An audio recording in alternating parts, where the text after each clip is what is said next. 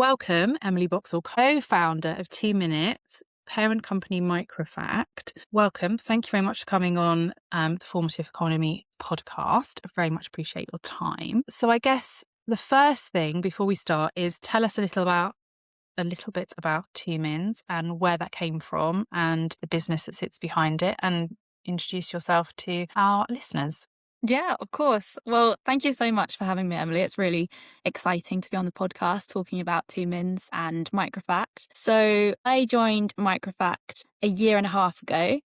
MicroFact was founded by my dad, actually, and he pitched the idea to me that we should create a financial education app together. So his background is in finance, and he recognized how unengaging financial education is. And he also knows that I've got kind of a wacky sense of creativity and I love making boring things fun and exciting. I was really excited about this opportunity. I said, yeah, let's do it. And we spent about a year building the app together, and we officially launched 2Mins in January. And yeah, we're really excited about it. So it's a fun, bite-sized financial education app called 2Mins because it's meant to take 2 mins out of your day.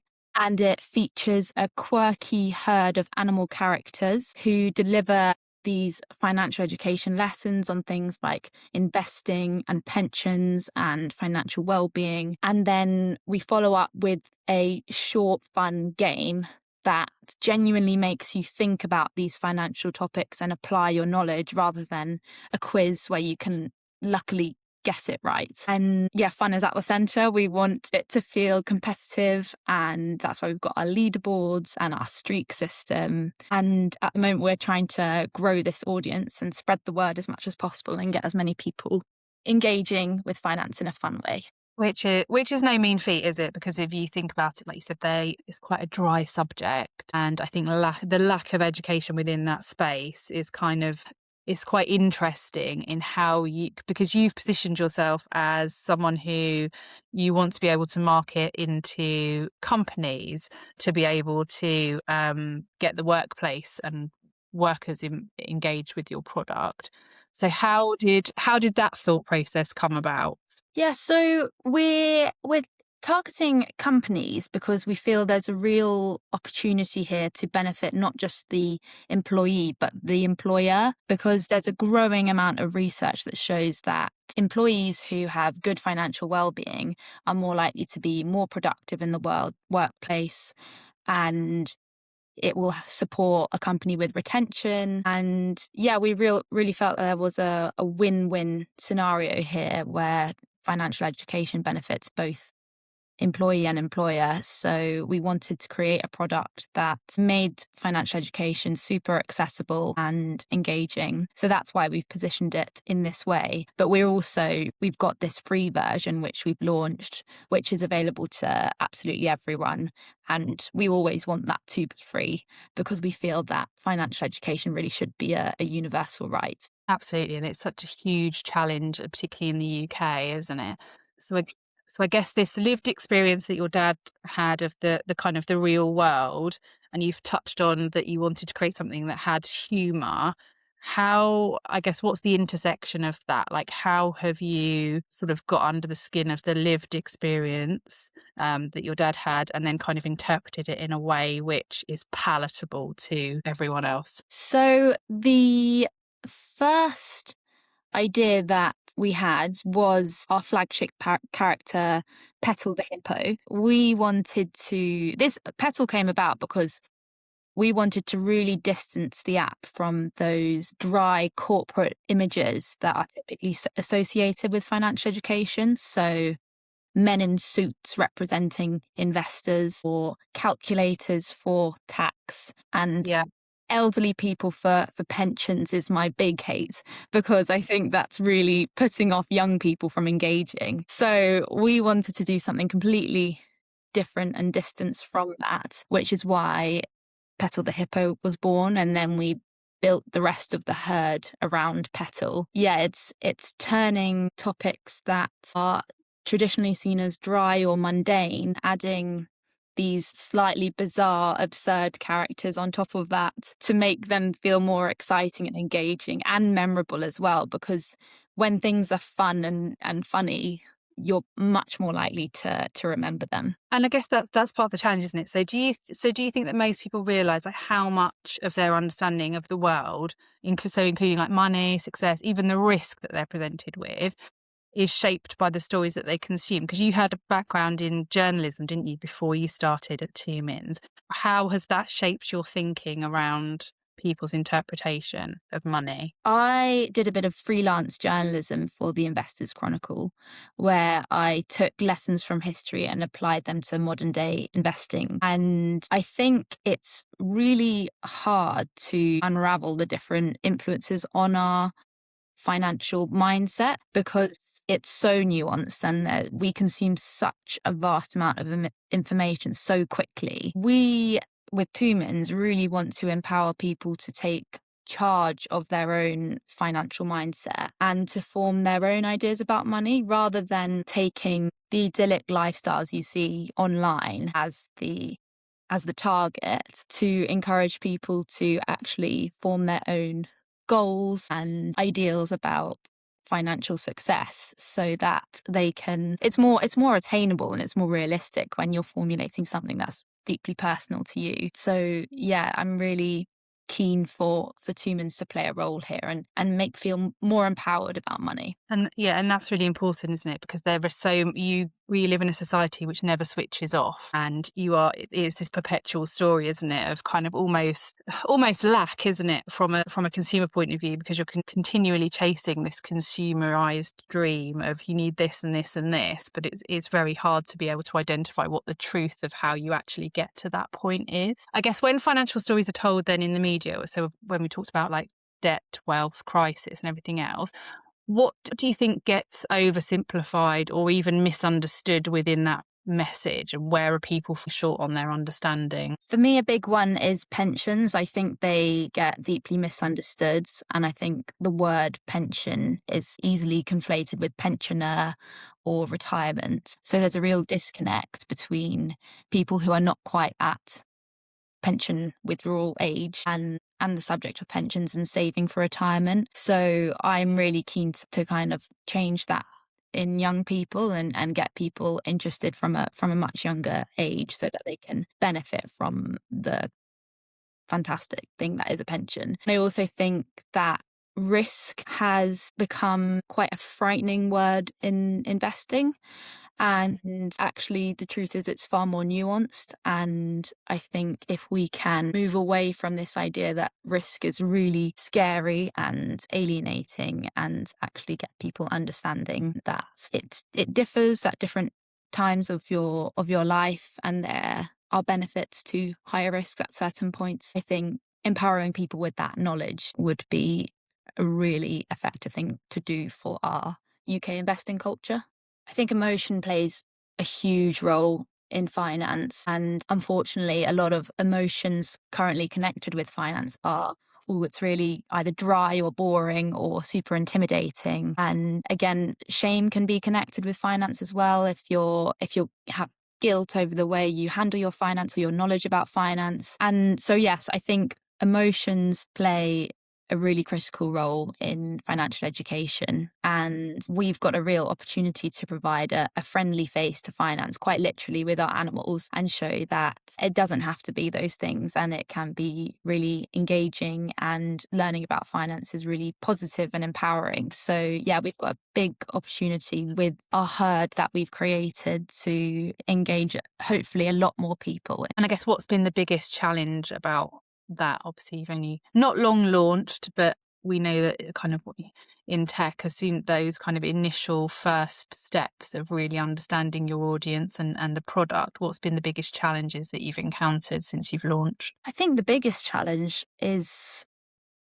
showcasing the benefits to the employers, because the research is still at quite an early stage and not all employers are really championing financial education yet. A lot are, which is fantastic, but it's not a standard offering in the workplace, and we'd love to see it get to a place where it is. So yeah, we are really keen to show Tumins as a really low cost, efficient way of integrating with your existing financial benefits packages. So yeah, that has been the main challenge, and perhaps also we're quite a small team at the moment, so it's lots going on. We've just launched the Instagram as well for Tumins. So yeah, we've got lots happening, and running that as a small team is a challenge, but it's also really rewarding and I absolutely love it.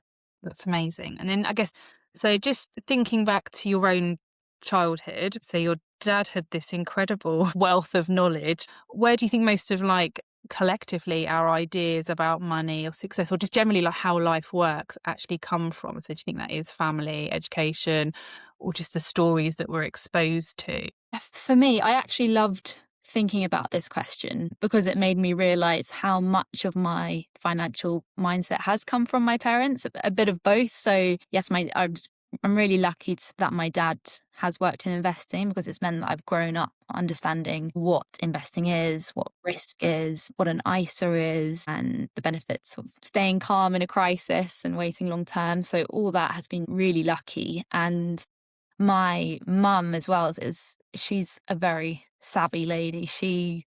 I remember growing up, she'd have all the coupons and would buy everything that was on the sale. And we all had Blue Peter badges because it meant that we could get into Legoland free. And I've definitely adopted those kind of mindsets in my adult life, which is nice to reflect on. I'm aware I've been very lucky in that respect. I do think parents play a really big role, and that's another reason why we shouldn't just be looking at children in this. We should also be supporting adults with their financial education, because the lessons that they pass on are huge, and it's not too late. Although we adopt our core mindset very young, I do think we can't give up on adults. We've still got the ability to change our mindsets there and improve our financial knowledge. Yeah, I think in better supporting adults, we're also better serving the next generation as well. Yeah, absolutely. You will be too young to remember this, but probably growing up, people of elder millennial status, such as myself and older, will probably have grown up in a bit of a scarcity mindset where you kind of heard things like, we can't afford that. And then that becomes your own narrative and potentially self-fulfilling story. So I think, yeah, that's so important, isn't it, to kind of educate the existing workforce so that hopefully trickles down, and hopefully also in the process, if we educate as children get older and come into the workplace, it becomes this kind of virtuous cycle of people really upping the game and raising the bar of what their understanding is. So I think it's really interesting, isn't it? So when you're shaping a story, because I have downloaded the Tumins app and I do love it. I love the characters. Yeah. And when you're putting these exercises together, I guess and you're shaping a story which is for educational purposes, I guess you have to be quite conscious, because you have a huge amount of responsibility with, again, how you're trying to influence people and get them to interpret things.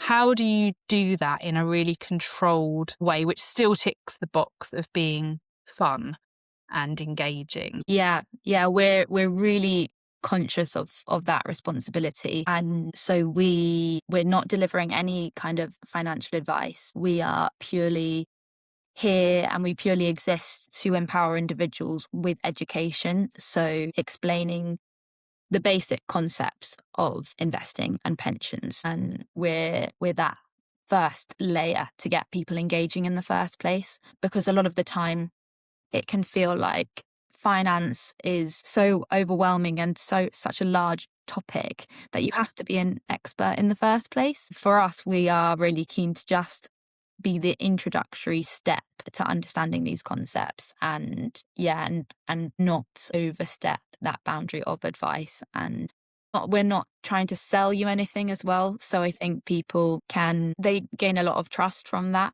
because we are very impartial in that respect. I think it's really more crucial than ever that we do build that trust, because the opportunity for financial fraud and scams is huge at the moment, and has been for a very long time.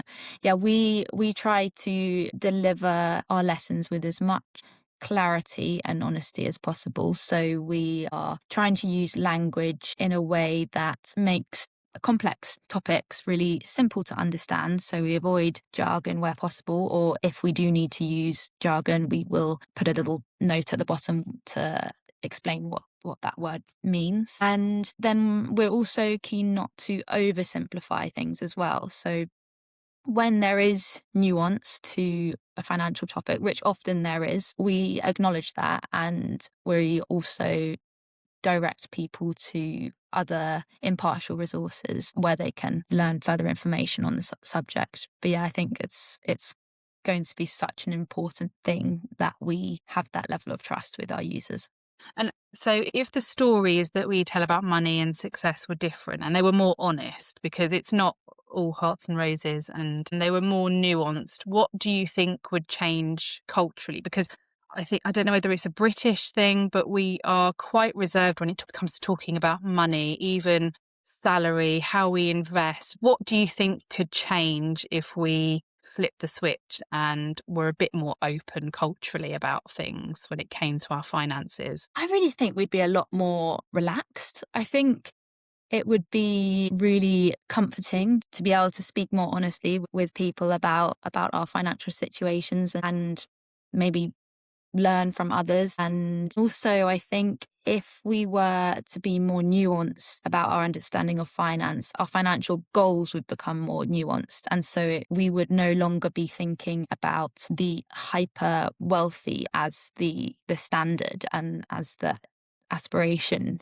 We'd have more interesting personal goals that are far more attainable and realistic. So, which again is just a lot more relaxing, knowing that you don't have to become a millionaire. You can create a very financially successful life with far less. I think that we are at risk of creating our own echo chambers on social media with the way that algorithms work. And so then we form biased views on various topics, and definitely on certain financial topics. And we also are at risk of reading a headline and looking at a pretty picture and not digging further below that. So I really hope that with Tumins we can inspire younger people to be curious and to find out more on these topics and not leave themselves short on financial knowledge. So my final question before we go on to how people can find you and how they can work with you. What is one belief about money or success that you think children absorb earlier than that we should probably challenge as adults? Well, that's a good question. I think we need to challenge the idea that finance is boring. I think that has huge potential. If we can change people's attitudes towards money and make it seem like it's something fun and exciting and empowering, that will help young people to grow up and feel much more confident about money, and it will probably inspire them to learn more as well. So I think that will make a real difference on long-term habits. So yeah, that would be the thing that I would love to see change, and hopefully I'm going to be part of that change with Tumins. And if people would like to be involved with you, how can they do that? Where do they need to go to download the app or contact you? Yeah, so Tumins is free to download, and you can download it on the App Store or Google Play. Just type in Tumins and it should come up. And you can follow us now on Instagram at Tumins App. Drop me an email as well if you're a business who's curious to know how we can work alongside you. My email is emily.boxall@microfact.co.uk. And yeah, I'd love to hear from you. Emily, thank you very much for taking part in the Formative Economy. And as you say, if anyone would like to contact Emily, please feel free to contact her on those details. Thank you. Thank you so much, Emily. You're very welcome.